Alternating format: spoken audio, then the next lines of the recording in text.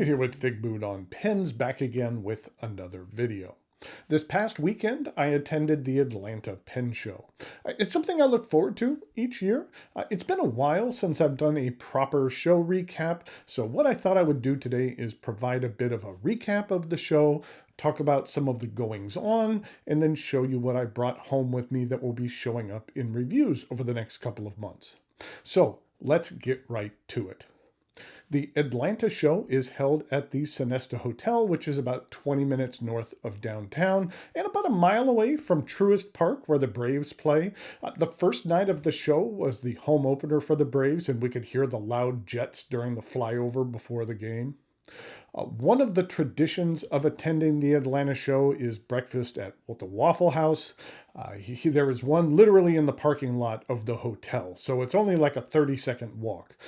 It's the only time during the year that I will frequent a Waffle House, but it's one of the enjoyable traditions of the show. Typically, the restaurant is full of pen folks each morning of the show. The show has been at this hotel for quite a few years, as long as I have been attending. On Saturday, there was a decent line of folks in the morning waiting to get into the show. While this video will be a bit of an overview of the show, if you would care to see an in-depth look at a show, you should check out Mike Madison's channel, Ink Depends. He attends a large number of shows and typically does a live walk-around talking to lots of folks and showing virtually everything about the show. Here he is talking to Jimmy Dolliff, who runs the Atlanta show.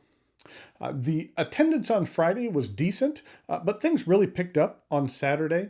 The video I took around the show floor here was early on Friday, so things really hadn't kicked into high gear yet. There are three main rooms. One room housed a lot of makers, and then there was another medium-sized room right across from that. And then there was a hallway which had a couple of vendors. And at the end of that hall was a larger room. The show is a great place to get some nib work done. There were a number of very skilled nibsmiths. I believe there was four. There was Mark Backus, and then there was JC from the Nib Tailor. There was also Mike Matsuyama was there. And then also Kirk Spear was there as well. And I actually don't think I have a picture of Kirk and his setup in the big room. It was kind of nice that they had the Nibmeister spaced out. There was one in the big room, one in one of the smaller rooms, and two in the maker's room. Speaking of the maker's room, Jonathan Brooks was there, as well as Jim Hines. Here, Jim is with Elise, who is the woman behind Starry Night Resins. Elise has been making a larger name for herself in the resin world lately with a lot of her creatively colorful resins that Jim uses in Hines pens, as well as other makers use as well. I always enjoy making new discoveries at shows, and one of the companies new to me was White Bear Pens. This is Michaela. This is kind of incredible. Her very first pen show was Atlanta of last year, and this year she's back with her own company, having just began starting to create her own pens. Something that I liked about her work was that it was unique. There's a large number of makers who make pens that look very similar to one another. It's hard to stand out in the maker space sometime, but both of Michaela's models were unique. Both contained intricate design elements that you wouldn't expect from someone who's only been producing pens for a short period of time. I'm anxious to see what she will come up with in the future, but I can envision her as being an up-and-comer in the maker world. So she's someone that you might want to keep an eye on. John Tello was there from Hello Tello Studios with his unique brand of pens. Here are some Urushi and Makie offerings from Namiki. While some of this type of artwork doesn't speak to me personally, I can at least appreciate the incredible artistic talent needed to create these amazing pieces of functional art. Here was something interesting. Montegrappa produced a Lamborghini fountain pen. It is a unique shape and incorporates carbon fiber and metal. And then at the end of the pen, there is this hinged piece, which is a smaller version of the start button cover on one of the Lamborghini sports cars. The price for this pen is just under $6,000. I'm not quite sure about that price point. I guess if you have enough money for your Lamborghini and really wanted a pen to go with it, then money isn't necessarily one of your real concerns. But that price did seem a bit excessive for that pen. The Franklin-Christoph table was busy as usual. The nice thing about visiting their table at shows is that they bring lots of one-off colors only available at shows. The company is also discontinuing a number of their models, mainly replacing them with updated versions. For example, the Model 66, which is one of my favorites, is being replaced with this faceted model. Ryan Krusak was there with his tremendous artistic abilities. He and his family recently returned from a trip to Africa. I forget which country it was, but they went over there to do some valuable humanitarian work. This is a gentleman by the name of Scott Jones. He is an illustrator that I've seen at a number of shows, but this was the first show where I got to talk with him a bit. He draws inspiration from comic books from the late 1800s and early 1900s. He maintains a strict practice of creating pen and ink art every day and then compiles them into these books. While I'm personally more into modern and maker pens, this show also had a fair amount of vintage offerings. There was even a company selling some wands. Some were just standard wands, but others were also rollerballs, or maybe ballpoints, one of those. Here is Akila Sheth and her husband Nirmal, the folks behind Smruti Pens. You just might be seeing a pen and some ink of theirs here in a minute. On Friday night, a tradition of the show is the barbecue dinner out by the pool. I actually didn't take any pictures of it this year. This video is from a previous year, but the setup was similar. On Saturday night, a large group of us went out to a Japanese restaurant nearby. This is only about half of the group, and the food was pretty good as well. Most of the folks ordered sushi. I'm not too much into sushi, but the teriyaki chicken I ordered was very tasty as well. One of the great things about pen shows is what I affectionately call pen show after dark, which essentially is everyone hanging out in the hotel bar, sharing purchases and testing out each other's pens until the staff turns out the lights and kicks us out of the area. The Atlanta show is one of my favorite shows of the year. It has a really good combination of great vendors and solid attendance. For me, when I go to shows, it's more about hanging out with my pen friends and making new ones, more than actual shopping. But I always manage to pick up some things anyways. If you are close to the area, it's a show that I would highly recommend attending. Like I said, it's one of my favorites. Okay, how about I show you what I came away from the show with? And in order to give you a sneak peek at what you will be seeing in upcoming reviews over the next couple of months, please join me over here at camera 2.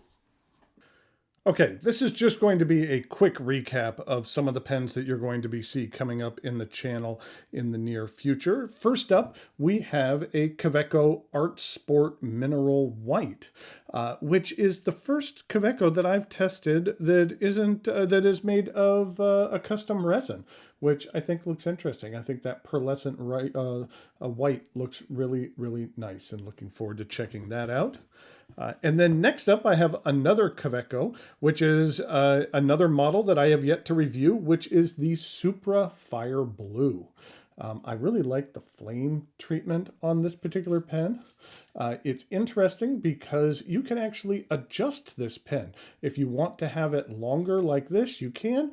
Or if you take out this middle segment, that you can have it be a shorter pen as well. So it's just neat that you can kind of make an adjustment on this particular pen to adjust the size of it to your needs. But I think that that's a nice, sharp look as well. Okay, next up, let me go through some of the inks that I have. First up, we have the Andoryllium Lepidopteran series, which is basically moths. This is going to be very noisy here, but I have 8 different inks of their, actually not moths, but butterflies. Maybe it's moths and butterflies. Yeah, it's moths and butterflies. But Andoryllium always has some nice colors, and they do a good job of implementing some themes. So I look forward to checking those out. Then I have a couple of other inks. There is a Tanzanite from Dominant Industries. And then I have an exclusive through Smriti Pens Colorverse. This is the indigo blue. And then, you know what, I will mention a couple of things that I have received recently that I'm going to be reviewing as well. And one of those would be this Alchemy ink. I have a couple of theirs. This is the Candy C, and the other one, let me remember the name. The other one is called Mystic Forest. And what is unique about these is the bottle that it comes in. Almost looks like an old-time space capsule, but basically they are known for being like the Weeble Wobble inks. But I will show you on the side how it just sits in there. But it comes with this stand, and it actually kind of moves around here and makes it easy to go ahead and fill up at a bit of an angle. And kind of looks neat sitting on the desk. But have those ink reviews coming up. Okay, back to some pens. I have the Diplomat Nexus. What's really interesting about this is it is a vacuum filler, and most of the time you need to crack the back of a vacuum filler open when you are writing with it in order to have the ink flow go from the ink chamber to the section. But as you see here, this kind of moves. And so when the pen is capped, it actually seals off the chamber. But when you are using it, it extends and the ink can go from one chamber to the other. So it's a bit of a unique design that I think is rather ingenious. So I look forward to testing this one out. Next up, we have a pen from Heinz, which is the Taschenstift, I believe, which basically is the German word for pocket pen, which is an exclusive through Atlas stationers. But it is a nice pocket pen. I put a turquoise nib on there because I thought it matched this material. This is an ebonite, but it kind of reminded me of Fordite, which is basically paint that is from the auto industry, which is kind of built up over time. I'll talk about that again during my review. I talked about it during another review that had some Fordite actually in the section, but I'll discuss that and what Fordite is. But this is a nice offering from Heinz. Next up, we have a pen that I actually won. Kenro was having a drawing at Pen Show After Dark one night, and my number came up, and I won a Pelikan Twist. This is a lower-end pen from Pelikan. I've actually never tested this model, but it does have a unique design to it, and I'm looking forward to playing with it, just because it's one of those lower-end pens that I have always seen, but I have never gotten to play with, but now I have a reason to. Next up, I have a pen from Endless. This is the Endless Creator, which is their basically their retractable fountain pen nib. You can see here that the door comes down and the pen comes out. And this is a very affordable model. I believe it's $50 or somewhere right around there. And that it's an interesting entry into the fountain pen market for Endless to have a capless pen like this. And I look forward to getting a closer look at it. Okay, now we have two pens from Artcraft that they recently released, and those are their dragon pens. They have two here. One has an Eastern dragon, and one has a Western dragon, kind of a more Celtic dragon, as opposed to the dragon over here, which can be seen in Asian cultures. Just to give you a closer look at these, there's the Eastern dragon. These pens are actually 3D printed, and I think I've tested a number of Artcraft pens, and so far I think this one is the highest quality in regard to the 3D printing and the overall look of it. And you can see what the Western dragon looks like there with the little Celtic symbol as well. And that is nice black nib on there. I believe Kirk Spear is the tunes these nibs, and so I'm looking forward to testing these out. Okay. And then finally, I have three very special pens. One I picked up at the show, and two I actually just received in the mail today, all three of which will be reviewed in the very near future. The first up is a custom pen by Hooligan.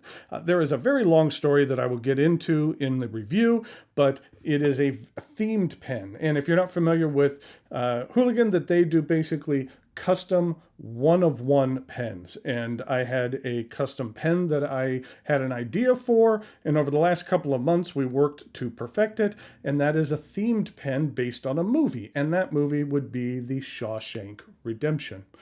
So there is a lot going on with this pen, and a lot going on in regard to symbolism.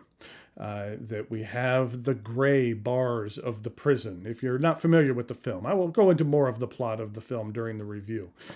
We have Andy's prisoner number here on the clip. Here on one side of the clip, we have, say, Brooks was here. On the back side, it says, so was Red. One of the very cool things about this pen is that this wood here is from the actual tree in the movie. If you're familiar with the movie, you understand the tree that I'm talking about. There was a storm a few years ago that actually felled the tree, and they started selling some of the wood. So I thought that it was really cool that this could be incorporated. At the top of the finial here, we have an engraved rock hammer. And then on this section, we have a handmade nib with a crow on it. So I'm very much looking forward to going into great detail in this pen and everything that went into the creation of it, as well as the reasoning behind all of the symbolism. So like I said, I'm really looking forward to spending more time with this pen. And then finally, I have two pens from arushastudio.com, and they sent me two pens to review that I'm very much looking forward to telling stories about, and also going into in-depth on this amazing Urushi and Makie art. This first one here is from Shizen, and both of these pens have dragons on them, but the Urushi work on this pen is just amazing. I like the artist's signature here, and it's just very layered and textured. And then also on the nib itself, it's very cool with the bonsai tree and the designs there in the nib. I'm really looking forward to taking a look at this masterful creation. And finally, we have another dragon pen, and this one is from Danny Trio. And here is this beauty right here. Just as a side note, this pen is $12,000. So it is something that is really a work of functional art. So I wanted to give you another closer look. You can just see the built up Urushi here in this Makie art, and how it really has layers, and it really has like a 3D look to it. The Danny Trio nibs are some of my favorite. I just love the stamping on this nib. I just think that looks amazing. And then even the patterning on the section here that kind of meanders its way around. I'm really looking forward to going very much in depth on both of these pens from Urushi Studio to kind of go into all of the work that goes into creating, like I said, a very functional piece of art like that. So here are all of the pens. Let me zoom out just a tiny bit. There we go. Here are all the pens that I picked up at the show and will be reviewing in the next couple of weeks. Maybe let me know which of these you're looking forward to seeing, and maybe that one will get reviewed sooner rather than later. So again, I really enjoyed the Atlanta show and enjoyed showing you some of the things that are going to be coming up from review. Feel free to leave me a comment, like I said, and let me know what of these pens you'd like to see sooner rather than later. Until next time, thanks for watching, and I'll talk to you later.